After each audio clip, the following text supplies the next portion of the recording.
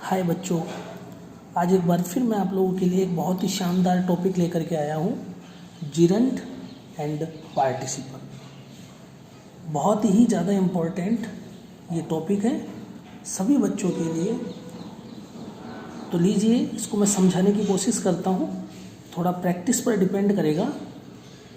देखिए, जिरंड को हम कैसे पहचानेंगे?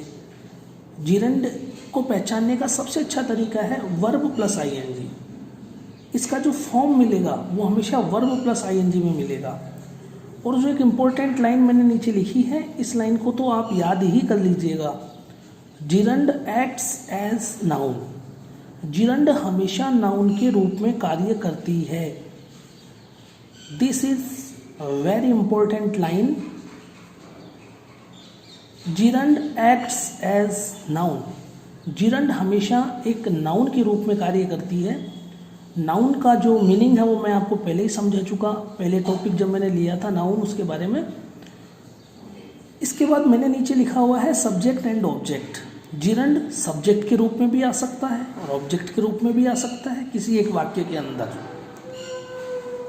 ये दोनों ही रूप में पूछा जा सकता है, सब्जेक्ट के रूप में as an subject, as a subject and as an object. और इसको समझने के लिए जो एक छोटी सी ट्रिक मैंने दी है मेरे हिंदी के अकॉर्डिंग, इसका जो उच्चारण है वो हमेशा ना, ने, नी में निकलेगा। आप जब इसका ट्रांसलेशन करोगे ना हिंदी में सेंटेंस का, तो उसका ट्रांसलेशन हमेशा मिलेगा ना, ने, नी। और ना, ने, नी यदि ट्रांसलेशन में आ रहा है तो समझ लीजिएगा it is gerund. 100% it is gerund. देखिए, मैंने कुछ एग्जाम्पल्स देकर के आपको समझाने की कोशिश की है। फर्स्ट एग्जाम्पल है smoking is injurious to health. तो देखो, इसका ट्रांसलेशन है धूम्रपान करना इंजरियस है हेल्थ के लिए। तो देखो, स्मोकिंग धूम्रपान करना, ना, ने, नी। स्मोकिंग आ रहा है और इसका हिंदी में ट्रांसलेशन आ रहा है धूम्रपान करना। तो आप कह सकते हो कि ये जिरंड है और सब्जेक्ट का काम यहाँ पर कर रही है, एज ए नाउन भी है ये यहाँ पर। सेकंड है reading is a good habit, यानी पढ़ना एक अच्छी आदत है। मेरे ट्रांसलेशन पर ध्यान दीजिए, reading is a good habit, पढ़ना एक अच्छी आदत है। आप देखोगे कि जब मैंने रीडिंग का हिंदी में ट्रांसलेशन किया था तो निकल रहा है पढ़ना, यानी ना, ने, नी। Number next, teaching is my profession. तो देखिए, टीचिंग पढ़ाना मेरा प्रोफेशन है। ड्रिंकिंग इज़ बैड हैबिट, पीना एक बुरी आदत है। वॉकिंग स्टिक, अब देखिए यहाँ पे ट्रांसलेशन कीजिए वॉकिंग स्टिक। वॉकिंग स्टिक मतलब एक ऐसी छड़ी जो वॉकिंग के लिए काम आती है, वो वॉकिंग स्टिक कहलाती है। यानी एज अ फॉर, या फिर वॉकिंग स्टिक जो चलने के काम में आती है, जिसके माध्यम से हम चलते हैं, वॉकिंग स्टिक। तो वॉकिंग यहाँ पर जिरंड है। प्लेइंग ग्राउंड, प्लेइंग यानी खेलने का, ने, नाने, नी, playing ground. Dining table, dining की टेबल, डाइनिंग का टेबल। तो डाइनिंग यहाँ पर जिरंड है। एक ऐसा टेबल जहाँ हम डाइनिंग करते हैं।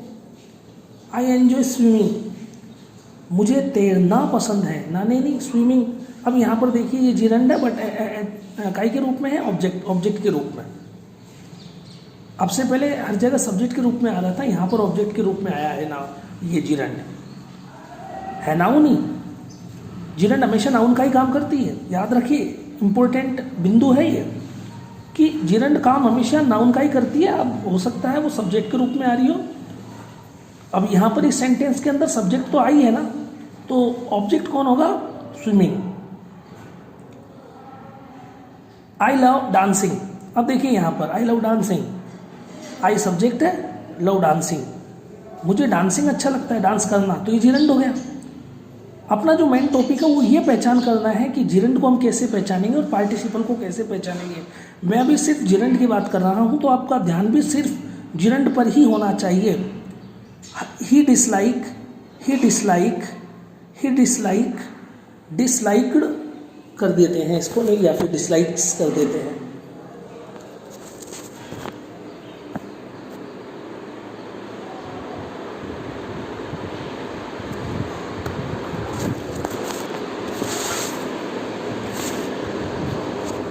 dislikes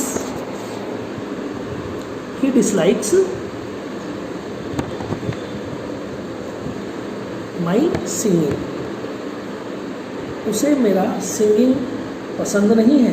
तो यहाँ पर सिंगिंग काय के रूप में आया है, जिरेंड के रूप में सिंगिंग आया है।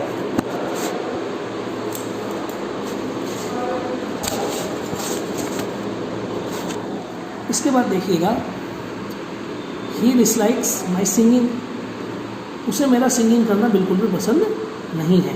यहाँ पर ये सिंगिंग काय के रूप में आया है, जिरेंड के रूप में। जी मैं यहाँ पर टिक मार कर रखा है। इसके अलावा कई बार शॉर्ट नोटिस के रूप में भी जिरेंड हमें देखने को मिलती है। नो स्मोकिंग, स्मोकिंग यहाँ पर जिरेंड है। नो पार्किंग, ये शॉर्ट नोटिस होते हैं, कई बार हम कई जगहों पर, कई पब्लिक प्लेसेज पर लगे हुए देखते हैं। नो पार्किंग, ये भी यहाँ पर जिरेंड है। तो ये जिरेंड हमेशा ना नेनी का अर्थ देता है और हमेशा नाउन के रूप में कार्य करता है। हमारी जो शिक्षकगण है उन्हें पता होना चाहिए कि आरपीएससी ने एक बार ये पूछा था कि जिरेंड एक्ट्स एज, और ऑप्शन में एक ये भी था जिरेंड एक्ट्स एज नाउन, और यही उसमें हमको सही करना था। जिरेंड हमेशा नाउन के रूप में काम करती है। तो ये लाइन कितनी इम्पोर्टेंट है ये तो आप समझ ही सकते हैं। जिरेंड काय के रूप में काम करती है, नाउन के रूप में काम करती है। अब बात करते हैं हम पार्टिसिपल की। तो देखिए पार्टिसिपल का भी जो फॉर्म है वो वर्ब प्लस आईएनजी होता है। जिस तरीके से जिरेंड में होता है वही वर्ब प्लस आईएनजी का फॉर्म इसका भी है, वर्ब प्लस आईएनजी। लेकिन इसका जो पार्टिसिपल का जो है, मैंने देखी यहाँ पर जिरेंड तो नाउन के रूप में काम करती है, पार्टिसिपल एक्ट्स एज एडजेक्टिव।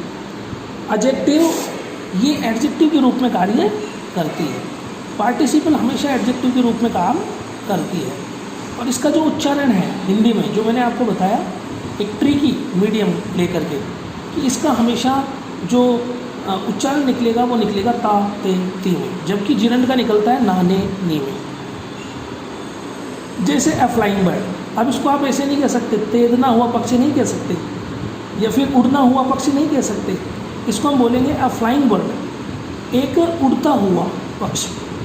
तो देखो ता ते ती इसका ट्रांसलेशन आ रहा है, इसलिए हम इसे जिरेंड न कह करके क्लियर में हम इसको क्या कहेंगे, पार्टिसिपल। और वैसे भी नाउन और प्रोनाउन से जस्ट पहले आकर के जो उन्हें परिभाषित करता है वो एडजेक्टिव कहलाता है।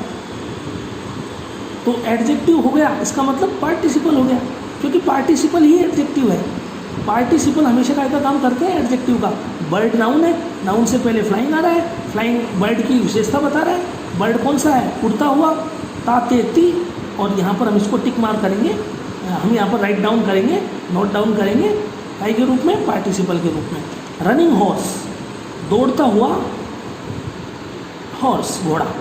तो यहाँ पर रनिंग, दौड़ता हुआ, तातेती आ रहा है, इसको हम पी से यहाँ पर क्या नोट डाउन करेंगे हम, पी, पार्टिसिपल। रनिंग काय के रूप में है, पार्टिसिपल के रूप में। सॉरी, आई सा हिम रनिंग, मैंने उसे रनिंग करते हुए देखा। तो रनिंग यानी दौड़ते हुए, तातेती आ रहा है, तो रनिंग यहाँ पर क्या है, participle. I found a rolling ball, मैंने एक रोलिंग बॉल देखी। तो यहाँ पर रोलिंग क्या है, पार्टिसिपल। यानी बॉल के, मैंने बॉल देखी, रोलिंग यानी घूमती हुई बॉल मैंने देखी। तो यहाँ पर रोलिंग एज अ पार्टिसिपल। तो बच्चों मेरे समझाने का मतलब ये था, ये जिरेंड और पार्टिसिपल, आपको ये पता होना चाहिए कि जिरेंड और पार्टिसिपल में मेन अंतर क्या होता है। मैंने अपनी तरफ से इसको समझाने की कोशिश की है।